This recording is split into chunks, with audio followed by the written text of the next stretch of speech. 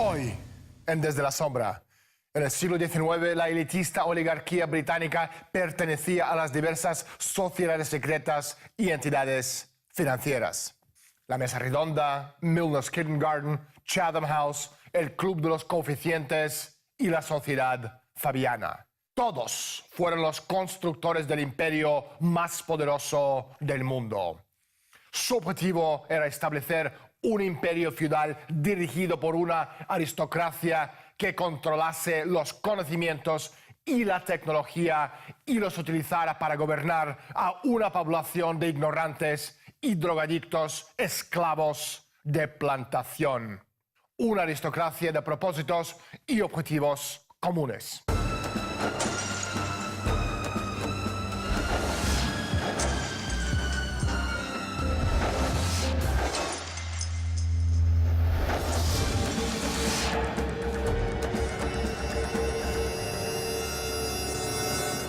En un minuto hablaremos con investigador social David Christie sobre la sociedad fabiana, pero primero, salgamos a la calle y preguntemos a la gente su opinión sobre esta organización secreta. Como no sea nada de intentar controlar el poder, el dinero y la justicia, los estamentos, pues poco más. Supongo que manipular a grupos de poder. Ellos sabrán, para eso son secretas. O sea, lo que siempre se ha hecho de las sociedades secretas es cambiar el mundo, dominarlo, etc. Los objetivos, por lo menos los templarios, es el mantener la religión católica. Los masones eran, me parece que arquitectos, y seguir un poco el conjunto de sus miembros, que son industriales y arquitectos y esto. David, gracias por estar con nosotros y bienvenido a Desde la Sombra. Gracias por volver a invitarme, Daniel. Se lo agradezco. David, ¿cuál es el origen de la sociedad fabiana? ¿Quiénes son? ¿De dónde vienen? ¿Y en qué creen? La sociedad fabiana es realmente la versión moderna del Imperio Británico. Creo que un modo de entender quiénes son es mirar el escudo inicial que representa un lobo disfrazado de oveja. Hay que ver lo que estaba pasando a finales del siglo XVIII. El ascenso del sistema estadounidense, que representaba una explícita forma de economía que amenazaba con destruir el sistema imperial británico y todas las demás formas de imperio existentes en aquel entonces. Este sistema se estaba extendiendo a partir de la Exposición del Centenario de 1876. Estuvieron presentes Sergei Witte, que representaba a Rusia al igual que Mendeleev. Tuvo lugar la restauración Meiji en Japón. En Alemania actuaba Friedrich List. Es decir, el sistema estadounidense se estaba extendiendo. La sociedad fabiana representaba ciertos estratos del Imperio Británico que reconocieron la necesidad de cambiar el modo de actuar. Las personas que formaban parte de la sociedad fabiana fueron las mismas que luego fundaron la Escuela de Economía y Ciencia Política de Londres, y algunas figuras claves dentro de la sociedad, como por ejemplo Cecil Rhodes, un famoso imperialista británico. Rhodesia, la actual Zimbabue, fue nombrada en su honor, al igual que la beca Rhodes para estudiar en Oxford también lleva su nombre. Es para promover los intereses de la oligarquía, por mantener la carrera académica y propugnar los intereses de la oligarquía. La sociedad fue fundada con la colaboración de Sidney y Beatrice Webb, George Bernard Shaw, algunas figuras que aparecieron más tarde como H. G. Wells, pero las raíces de la sociedad fabiana en general radican en Oxford. John Ruskin, Benjamin Jowett, conocido como uno de los traductores de Platón. Todos ellos representaban un resurgimiento de socialismo medieval. Según mi opinión, es básicamente lo que representaban los fabianos. Olvídense de la palabra socialismo y piensen más en el resurgimiento del enfoque feudal. Ruskin era una de las figuras clave del movimiento pre-rafaelista. Ellos estaban promoviendo el regreso al sistema de gremios, el feudalismo y el modo en que actuaban el Imperio Británico y otros imperios. No habría tecnología, no habría ciencia, uno sería esclavo en el sistema feudal que estaban promoviendo. Uno de los debates históricos de la economía es el papel del Estado, en el que hay personas con puntos de vista extremos que dicen que el Estado debe determinar todos los aspectos de la economía y anular el mercado libre, y los que creen que el Estado no debe interferir de ninguna forma con el libre mercado, llegando hasta proponer la abolición del Estado. Uno de los debates predominantes hoy se produce entre los partidarios de la idea de socialismo de la sociedad fabiana y los que adhieren a la teoría del mercado atribuida a la escuela austriaca. David, ¿podrías describir algo de la historia de este debate? Bueno, creo que la historia de este debate es falsa. El verdadero desarrollo de la historia humana es un sistema de imperio y la lucha contra ese imperio. Ya sea que uno analice el Renacimiento italiano, que fue un renacimiento de lo que Platón representó con la idea de la república. Esto incluye aspectos de las peleas que llevó adelante la primera iglesia. El concepto de que no iban a vivir bajo el dominio del imperio romano. Por lo que, de nuevo, el resultado del Renacimiento fue decir, no vamos a vivir bajo el dominio del imperio romano, que en ese momento era el imperio veneciano. Así que la verdadera lucha en la historia de la humanidad ha sido esa lucha de naciones y estados soberanos contra el sistema del imperio. Y la mejor expresión de eso es, desde ya, la Revolución estadounidense. El resultado económico de la Revolución estadounidense fue el concepto del progreso científico y tecnológico para mejorar las condiciones del hombre a través de las generaciones. Ese concepto es lo que la sociedad fabiana, como resultado o expresión posterior del Imperio Británico, intentó destruir. Quisieron acabar con esa concepción del sistema estadounidense. ¿Quiénes son los prerrafaelitas y cuál ha sido su metamorfosis en el tiempo con los fabianos? David, ¿cuál es la respuesta? Bien, la pre-rafaelización, como de los nombres implicados, querían volver a los días de antes de Rafael Bizancio Urbino, una de las figuras claves del Renacimiento junto a Leonardo da Vinci y muchos otros. Obviamente, este renacimiento fue atribuido a la humanidad como expresión del arte y del descubrimiento científico, incluso de la música, etc. Y por supuesto, el Renacimiento fue lo que liberó a la raza humana del sistema medieval. Así que Ruskin, otros escritores medievales y los pre-rafaelistas propusieron con la idea de pre-rafaelizar fue volver al sistema medieval. Esto fue la postura de los intereses imperiales británicos de aquel entonces. Hablamos de los años 1800 y que trataba no tan solo de la expansión colonial británica, sino también de todo su sistema imperial. Así que una de las figuras claves de Ruskin fue uno de sus estudiantes y se llamaba Cecil Rhodes.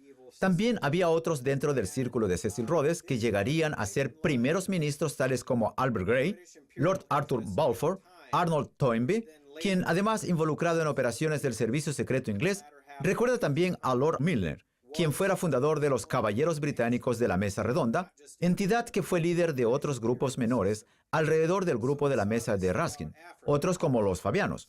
Luego tienes a George Bernard Shaw, quien fue otro estudiante de Ruskin y fue uno de los fundadores de la Sociedad Fabiana.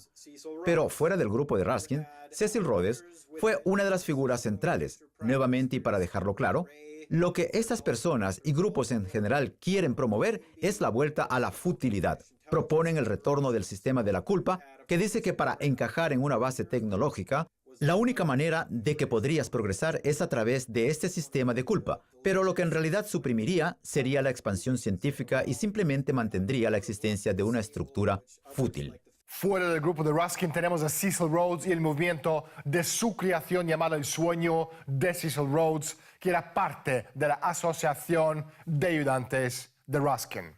Pero cuando Rhodes murió, apareció la figura de Arthur Milner, que formó el Kindergarten de Milner, y están también varios grupos rebeldes en torno al grupo de la Mesa Redonda. Por ejemplo, tenemos a Chatham House Group, el Rhodes Group, entre muchos otros.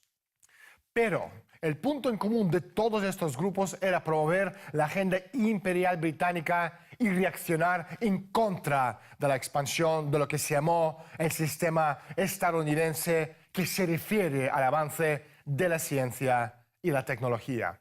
El grupo de Cecil Rhodes y algunos derivados de este fueron financiados por gente como Jacob Astor de la red de la familia Rothschild. Los Astor son una de las familias más poderosas de los Estados Unidos, propietarios del famoso Hotel Astoria. Otros quienes financiaron a Rhodes fueron los hermanos Lazard del Banco Lazard, algunos de los principales simpatizantes del movimiento de Hitler. Entre las personas que salieron de este grupo está Halford Mackinder, el tutor de la familia Bilderbuch. Esta familia fue una de las figuras clave en la SS y en el régimen nazi.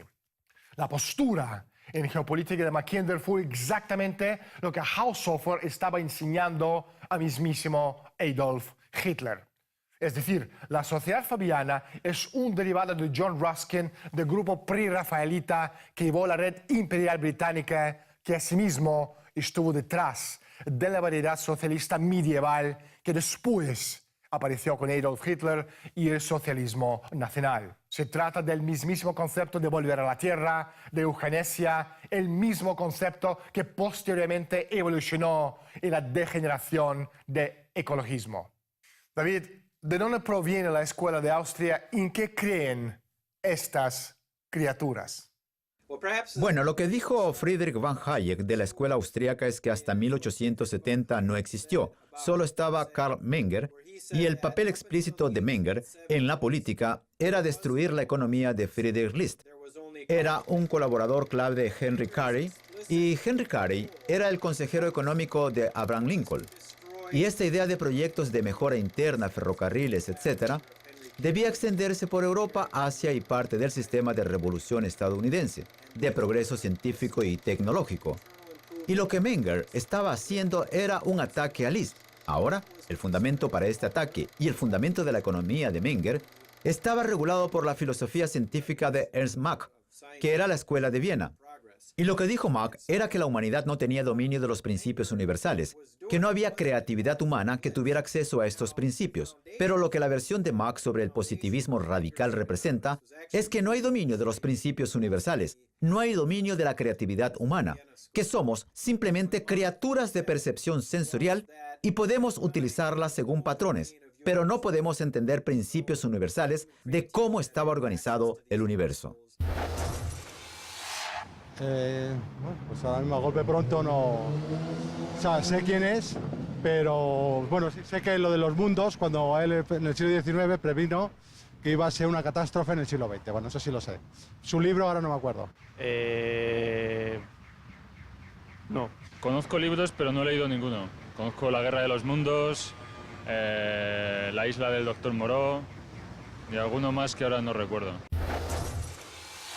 H.G. Wells escribió el libro La conspiración abierta, que básicamente es un manual de los fabianos. David, ¿nos podrías hablar, por favor, del contenido de este libro?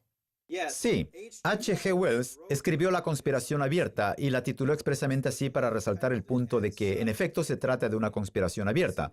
Lo que sigue en el libro es sobre el imperio británico moderno, comprometido con el control de la población, con el control de la ciencia, un gobierno mundial único, el control de la banca internacional.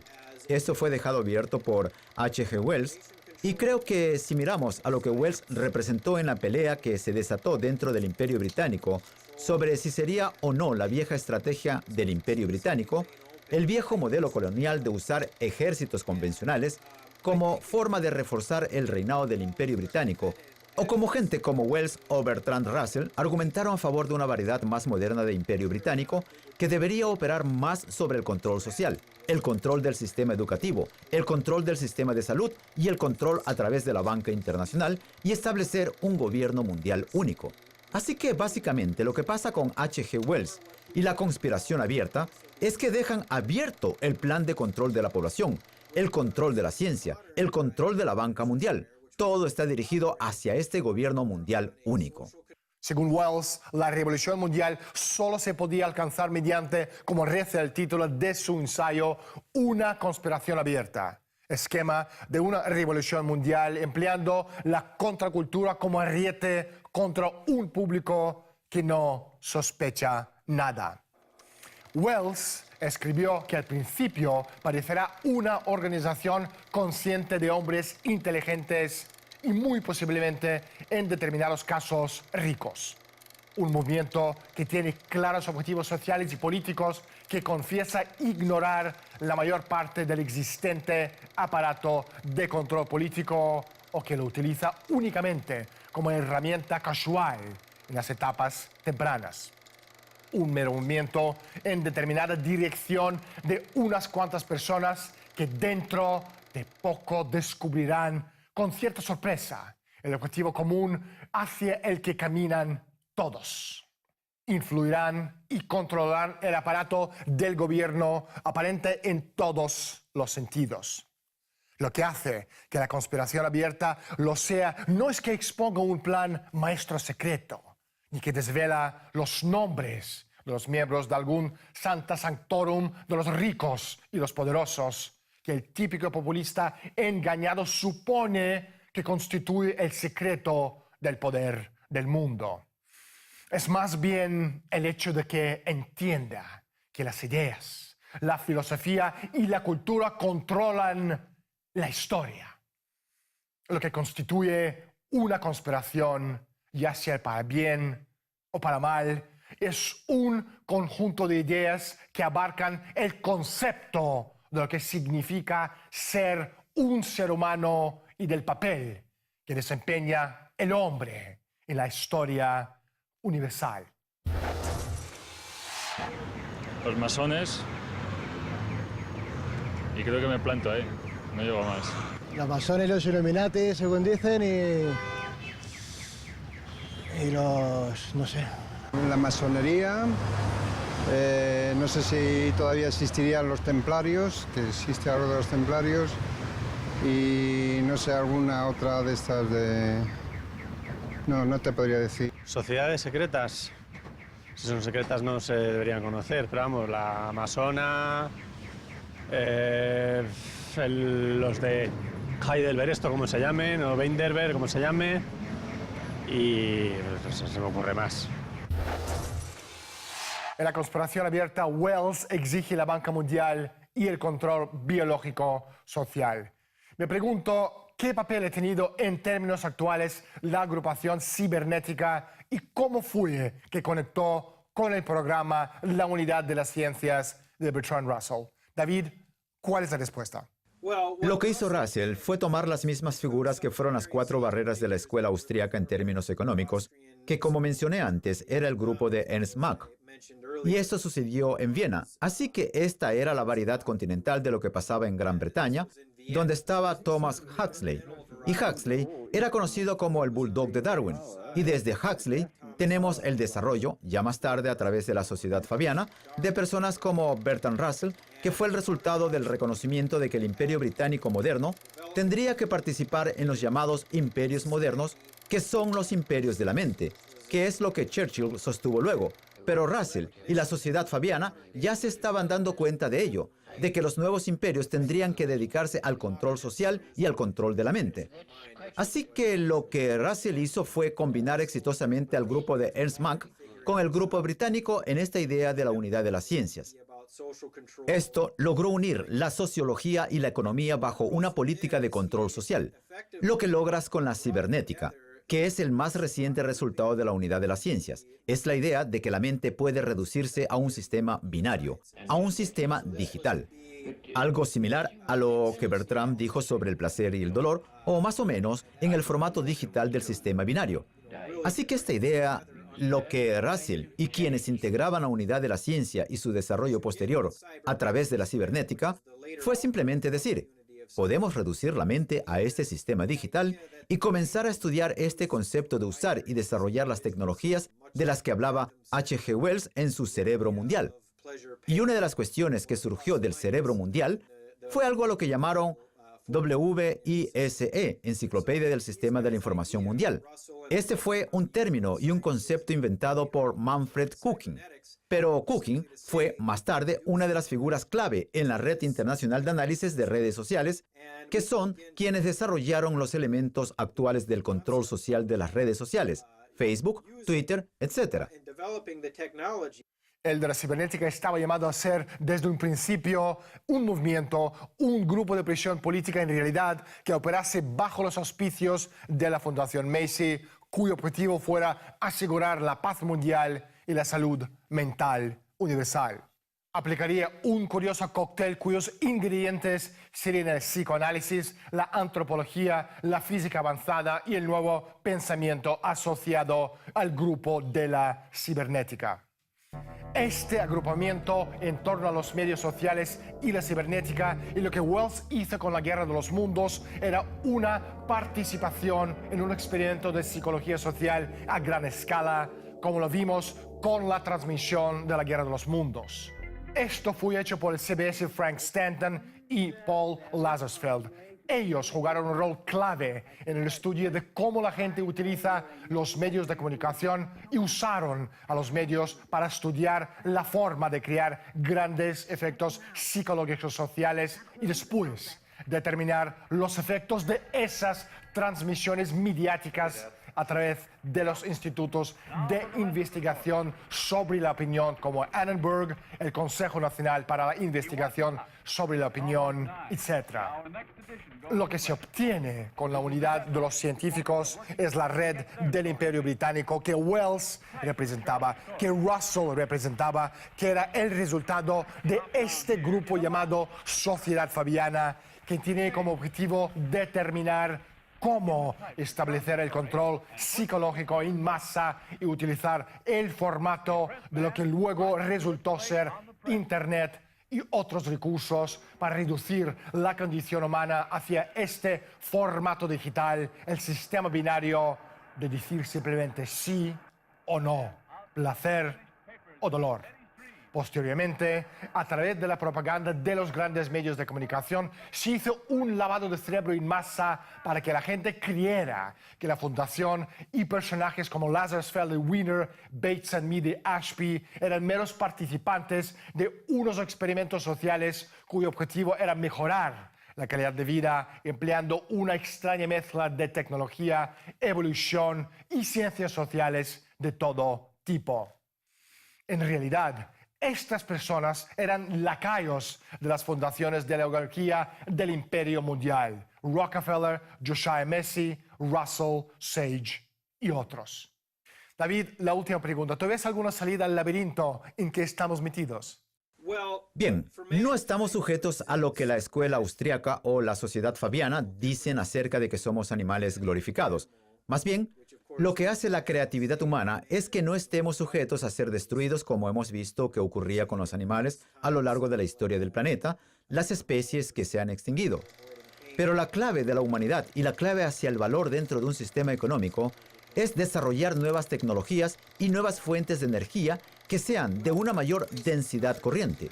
En otras palabras, que por unidad de medida se pueda aprovechar más, como podemos ver en el caso de quemar madera, quemar carbón. Obviamente, luego tenemos nuevas magnitudes que crean expansión, como la fusión nuclear, y lo que está por venir, las posibilidades de la fusión termonuclear, etc. Porque expandes lo que la humanidad puede hacer, nuestro poder, nuestro acceso al poder, nuestra habilidad de hacer más con menos. Y esa expansión a través de las generaciones debería ser el sentido de valor determinante, incluso dentro del mismo sistema monetario. Es lo que haces con tus recursos actuales dentro de tu actividad económica actual, para crear un futuro mejor para tus hijos y tus nietos, una mejor vida para ellos. En eso debería basarse la verdadera economía, y eso es lo que deberíamos buscar como una forma de cuantificarlo. David, no hay tiempo para más. Muchísimas gracias por estar con nosotros. Gracias, Daniel. Tarde o temprano, por supuesto, habrá otro periodo de renacimiento, como pasó después de la nueva era de tinieblas que Venecia y sus aliados normandos otorgaron al siglo XIV en Europa. La naturaleza humana es divina en ese sentido, y ya que el hombre es bueno por naturaleza, la humanidad va a buscar su reconciliación con sí misma. A causa de esto, el mal no puede triunfar nunca a largo plazo. Precisamente el resultado será lo contrario. En una última instancia inevitable porque es la naturaleza del hombre trabajar para hacerlo realidad. Quiero decir que la embestida de la nueva era de tinieblas no es tan inevitable como la élite mundial desea. No es inevitable si optamos por impedir que suceda. Soy Daniel Stulin. Bienvenidos al mundo de Humo y Espejos. Gracias por estar con nosotros y hasta la semana próxima.